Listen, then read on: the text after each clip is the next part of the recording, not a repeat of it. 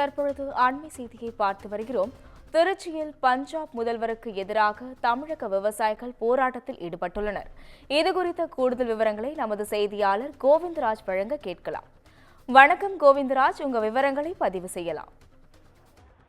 அஸ்வினி, பஞ்சாபில் போராட்டம் நடத்தி வரும் விவசாயிகளுக்கு ஆதரவாக தமிழகத்தில் பல்வேறு இடங்களில் விவசாயிகள் போராட்டங்களை நடத்தி வருகின்றனர். அந்த வகையில் பஞ்சாப் விவசாயிகள் கைது செய்யப்பட்டதை கண்டித்து பஞ்சாப் காவல்துறையினரை கண்டித்தும் துணை ராணுவப்படையை கண்டித்தும் திருச்சி தேசிய தென்னிந்திய நதிகள் இணைப்பு விவசாயிகள் சங்கம் சார்பில் திருச்சியில் ரயில் மறியல் போராட்டமானது நேற்று நடைபெற்றது.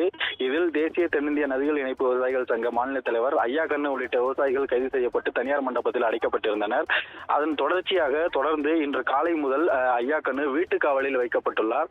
போலீஸ் பாதுகாப்புடன் திருச்சி அண்ணாமலை நகரில் உள்ள அவரது வீட்டில் வீட்டு காவலில் வைக்கப்பட்டுள்ள நிலையில் தற்போது பஞ்சாப் முதல்வரை கண்டிக்கும் விதமாக திடீரென கண்டன கோஷங்களை எழுப்பி போராட்டத்தில் ஈடுபட்டனர். தொடர்ந்து பஞ்சாப் முதல்வர் பகவந்த் சிங் மான் அவரது உருவப்படத்தை கொளுத்தி திடீர் போராட்டத்தில் ஈடுபட்டனர்.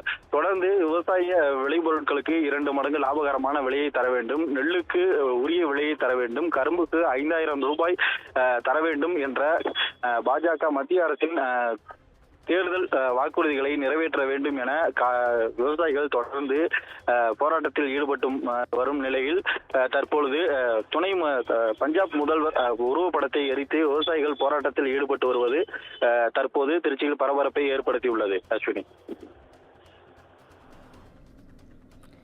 விவரங்களுக்கு நன்றி கோவிந்தராஜ்.